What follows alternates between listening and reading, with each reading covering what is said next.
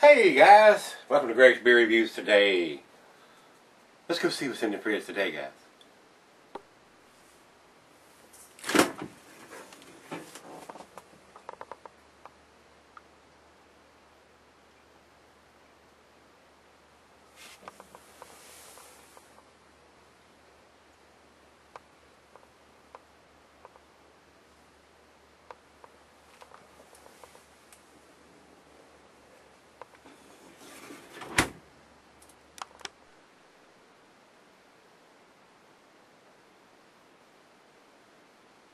Hello everybody, welcome to Gregsbeerreviews today. Today's beer is one of them that Dennis brought up from Florida. This is Florida Cracker from Cigar City. It is a Belgian style white ale. White ale brewed with curaçao peel and coriander. And this is a low ABV. It's a 5% alcohol by volume on this one, guys. And right on the bottom of the can in big letters, not little tiny digitized. This is in big letters. I don't know, you probably can't see it from there, but you might be able to see this in big letters. Drink local, it says. Canned on, so there's no doubt whether it's Best Buy or bottled or canned on. It was put on this can 29 November 2012. No codes. I mean, guys at Cigar City, thumbs up. You make great beers, and you do a great job of labeling your stuff. Some of the white writing you put on some of the bigger bottles is kind of hard to see the way it's written in white, and all the colorful labels you do. But this is a big thumbs up on this. Not hard to read at all. So great day. Whether the beer is excellent or not, the dating is top notch. I like that. So with that being said, guys, this is a wheat beer, like I said, which means it's brewed with wheat. It's got wheat in it.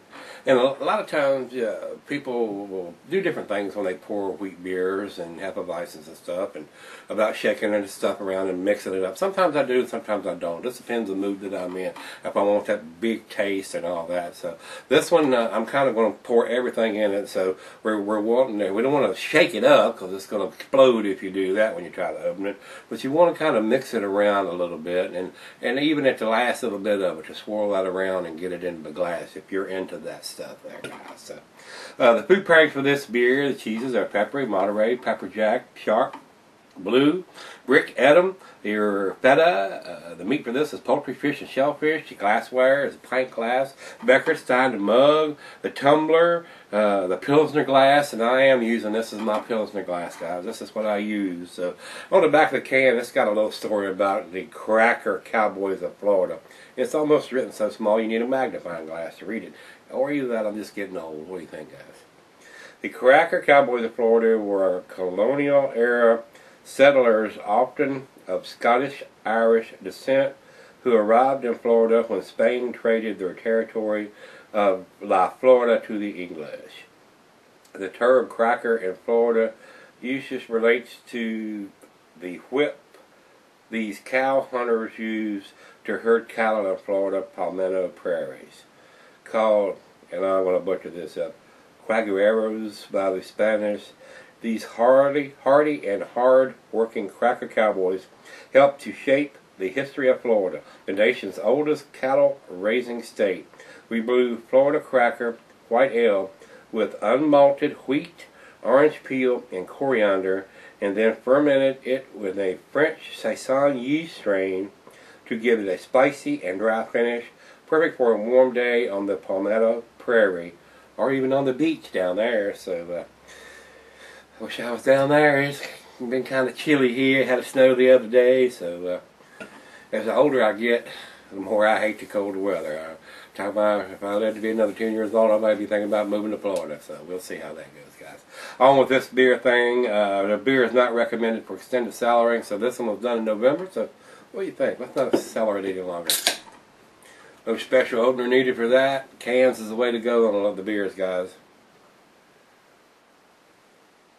And these can produce big heads sometimes, so it's good to have a big glass. And we're going to get all the goodies out of this one. So, as you see, it's fairly clear. It got a little haze on it, but nothing like it's going to have time to get it all in there.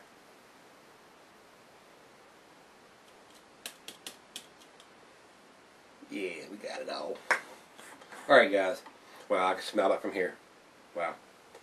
over into the light, it pours a very hazy, not super cloudy, but a hazy, can't see the bulb through it, but it's not cloudy. It lets a lot of the light through. And it is a off golden color. A lot of bubbles streaming up on it. The head is basically dissipated now. Looks very good, very carbonated. Let's get a nose on it. Wow. It has got the bubblegummy, banana, cloves. I mean, those are the three things that just stand out to me. And that's what they say, Saison yeast strain. I am getting a little of that barnyard or farmhouse funk smell to a Saison, if you will. Well, he brought me 2 cans of this. I'll be honest, I've already had the first can. I had it last week. I was impressed. Let's see if I'm still impressed. Cheers, everybody. Thanks, Dennis.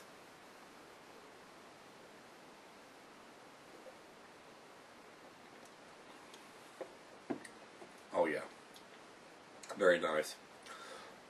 There are a lot of wheat beers or wheat beers out there that have a lot of big bold taste, and they're pretty tasty. But if you're trying to convert and you want something light, like I said, on the beach or on a hot summer day, this is really good to have.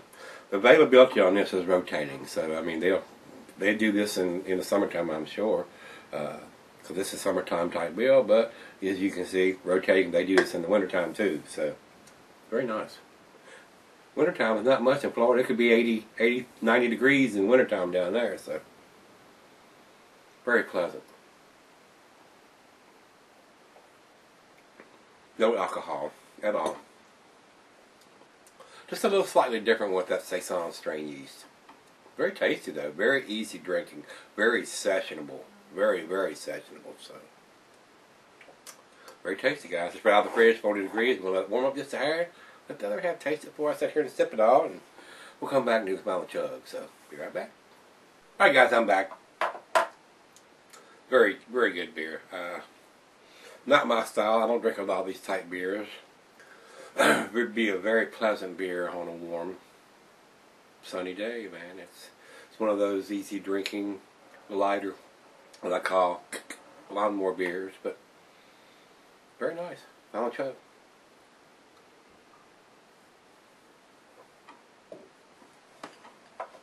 Citrusy, banana, a little bubblegummy taste there. I'm not getting any alcohol. Not too bitter. I mean, it's very pleasant, very, very well balanced, very easy drinking wheat beer. So, with that being said, guys, I'm gonna give it a 7, which is a B+. It's pretty tasty. It's very enjoyable. You get a good price on this one. It'd be a real good light beer to have when it's nice and hot outside. So, that being said, I'm going to go over to Beer Advocate. They got 86 in the good range, and Rate Beer comes up with 91 overall and 98 in the style. So, I may be a little lax on the numbers there. It definitely may be an A beer, but just not my style. So, I'll probably have some guys say, oh yeah, it's the best thing I've ever had. And it's very well balanced beer as far as I'm concerned. Very easy drinking, very sessionable. Not a lot of overwhelming taste one way or the other. So if you're used to drinking the macro lagers, this may be a good one to transition into. It's not going to have so much taste one way or the other that it's going to run you away. So with that being said, guys, let me know what you think of if you've had this beer. As always, you rate, comment, subscribe, hit the like button. Let's see what's in the fridge tomorrow. Join me then.